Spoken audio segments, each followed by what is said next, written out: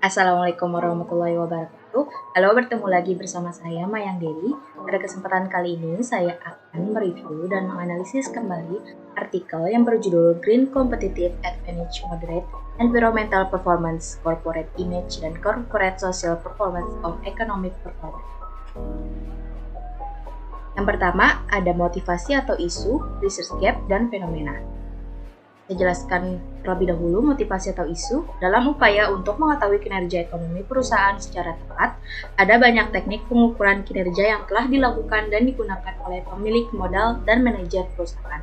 Salah satu cara untuk mengetahui kinerja perusahaan adalah dengan menganalisis kondisi keuangan perusahaan yang tercermin dari rasio-rasio keuangan perusahaan. Namun dalam era ekonomi pasar yang seperti sekarang ini, menuntut terwujudnya kondisi kinerja ekonomi yang baik tidak hanya menuntut terciptanya kinerja ekonomi yang hanya berfokus pada penciptaan keuntungan yang besar bagi perusahaan, tapi juga perlu dibarengi dengan perilaku kinerja ekonomi yang etis. Lalu ada research gap-nya.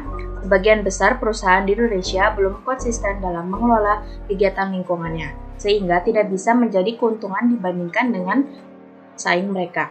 Perusahaan di Indonesia masih hanya fokus pada mengungkapkan lingkungannya tetapi belum mampu mengelolanya sehingga dapat menjadi suatu keuntungan yang tidak dimiliki oleh perusahaan lain. Lalu ada fenomenanya, banyak negara berkembang yang merupakan green growth strategy secara nasional yang komprehensif dengan tujuan untuk mengurangi dampak lingkungan mereka dan mengubah menjadi keunggulan kompetitif baru. Dengan kesamaan motivasi antara perusahaan dan kebijakan yang dikeluarkan pemerintah terkait green economic growth, hal ini memberikan sinyal yang baik bagi perusahaan untuk menghasilkan kinerja ekonomi yang tinggi tetapi tetap ramah lingkungan. Ketika tidak ada kritik pada poin ini, peneliti sudah cukup menjelaskan motivasi atau isu, research gap, dan fenomena meskipun secara implisit. Lalu yang kedua ada jelaskan artikel-artikel utama dalam penelitian ini. Yang pertama ada informasi teknologi memainkan peran penting dalam sosial dan perubahan ekonomi menurut Herwianti di tahun 2015. Lalu yang kedua ada mencapai kinerja superior maka merupakan sebagai bentuk keunggulan kompetitif yang berkelanjutan menurut Sandra di tahun 2016. Lalu yang ketiga ada mengurangi produk atau biaya layanan melalui akumulasi investasi dan penyabaran IT sebelum penurunan ekonomi menurut Alanita dan Suaryana di tahun 2014. Lalu ada yang keempat, ada keunggulan kompetitif atau keunggulan bersaing adalah kemampuan yang diperoleh melalui karakteristik dan sumber daya suatu perusahaan untuk memiliki kinerja yang lebih tinggi menurut Bill Gates di tahun 2017. Ketika tidak ada kritik untuk poin ini, penulis sudah cukup menjelaskan referensi dalam penelitian ini. Lalu yang ketiga ada apakah yang menjadi kebaruan atau novelty dari penelitian ini? Kebaruan penelitian ini adalah kemampuan untuk menghasilkan probabilitas tinggi dan meningkatkan laba seiring waktu dengan menggunakan metode deskriptif dan menggunakan data sekunder. Ketika penelitian tidak menjelaskan secara jelas novelty penelitiannya pada bagian abstraksi ataupun pengantar penelitian. Lalu yang keempat, ada apa research question atau perumusan masalah dari penelitian ini?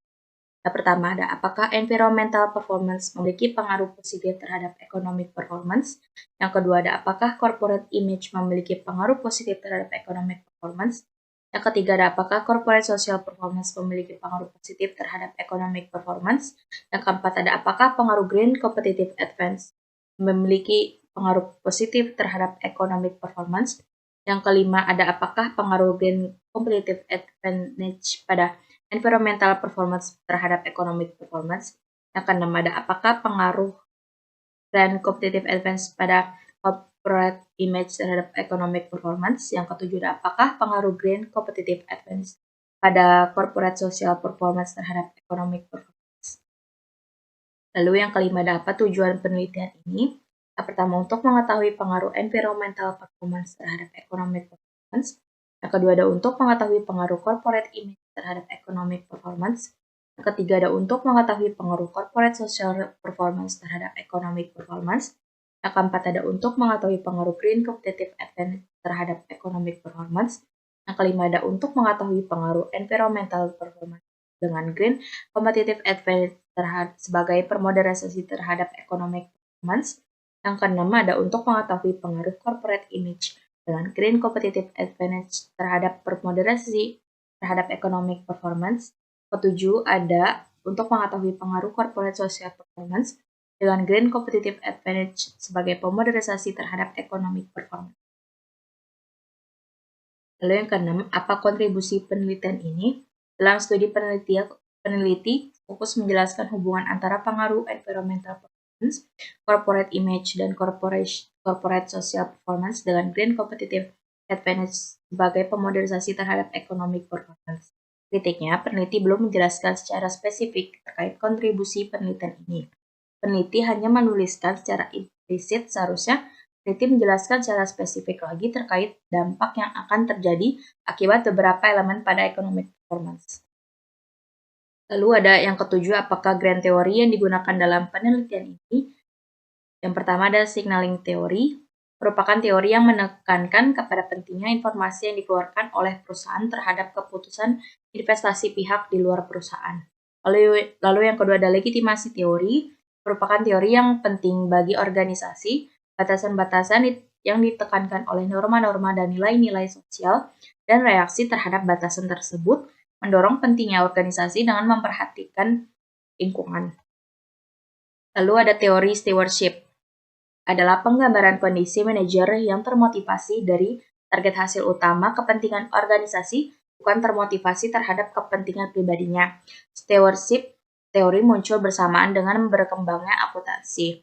Ketika tidak ada kritik, peneliti sudah jelas menjelaskan teori stewardship, teori akuntansi positif dalam penelitian ini secara eksplisit. Lalu yang kedelapan, jelaskan keterkaitan grand teori yang digunakan dengan penelitian yang sedang dilakukan. Di sini tidak ada kritika. Pada penelitian ini, peneliti tidak menjelaskan grand teori dan juga keterkaitannya pada penelitian.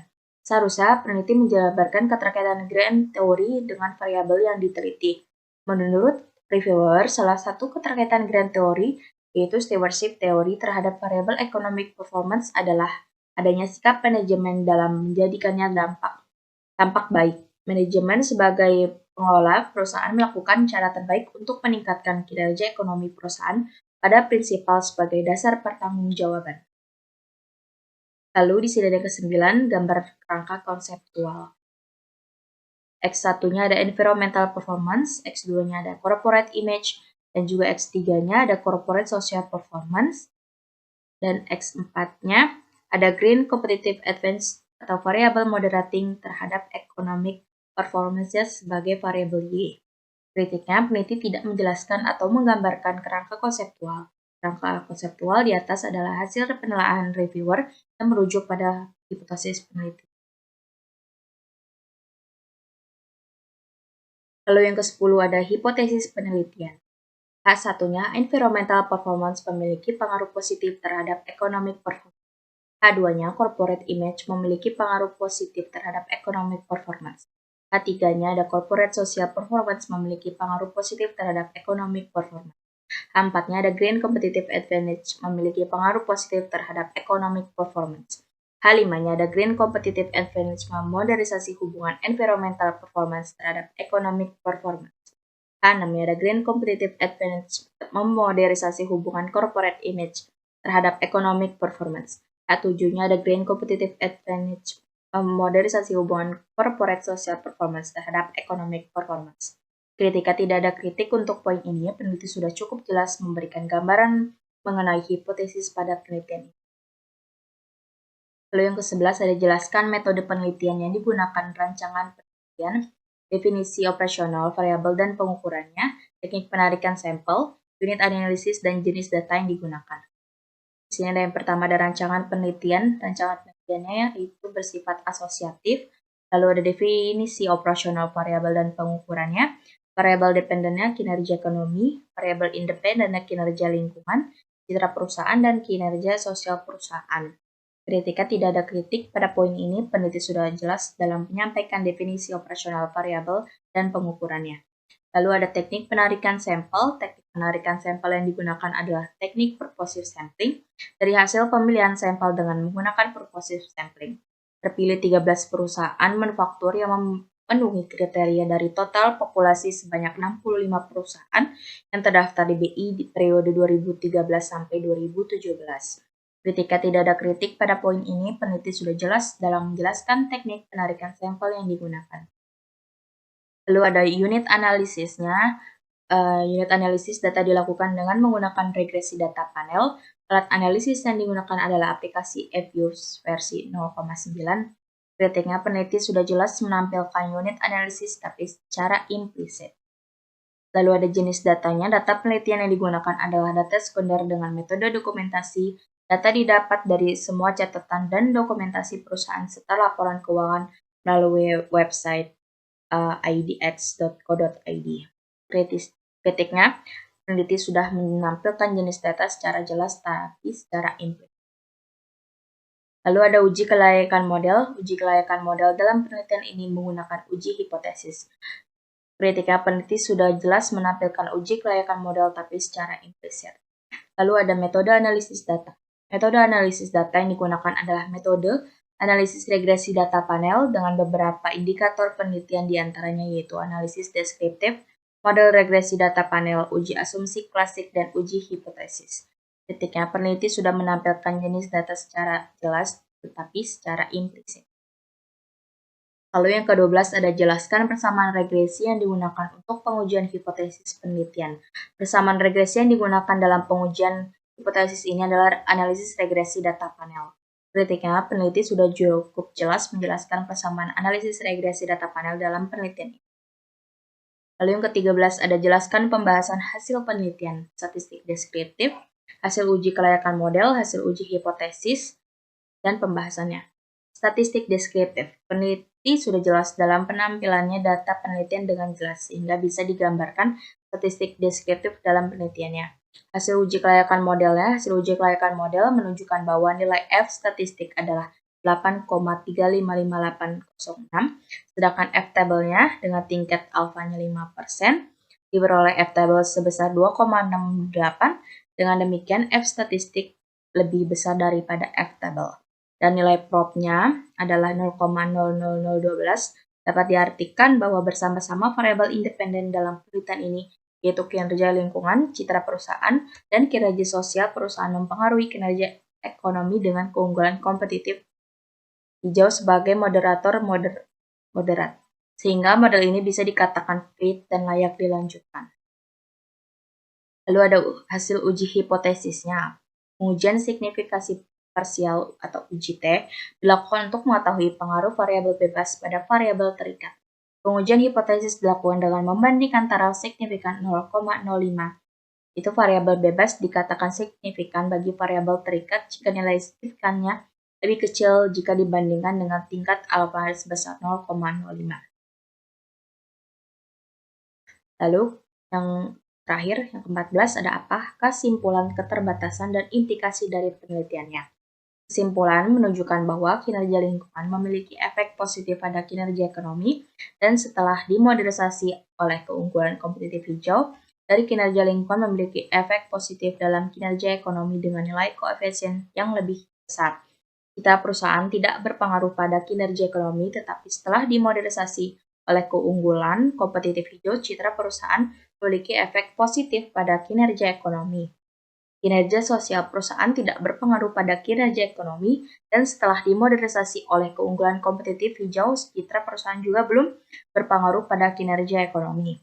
Kritiknya, peneliti sudah jelas dalam menjelaskan kesimpulan dari penelitian ini, walaupun secara singkat, tetapi peneliti tidak menjelaskan keterbatasan dan implikasi dari penelitian ini. Sekian materi yang dapat saya bagikan pada kesempatan kali ini. Kurang lebihnya mohon maaf. Wassalamualaikum warahmatullahi wabarakatuh.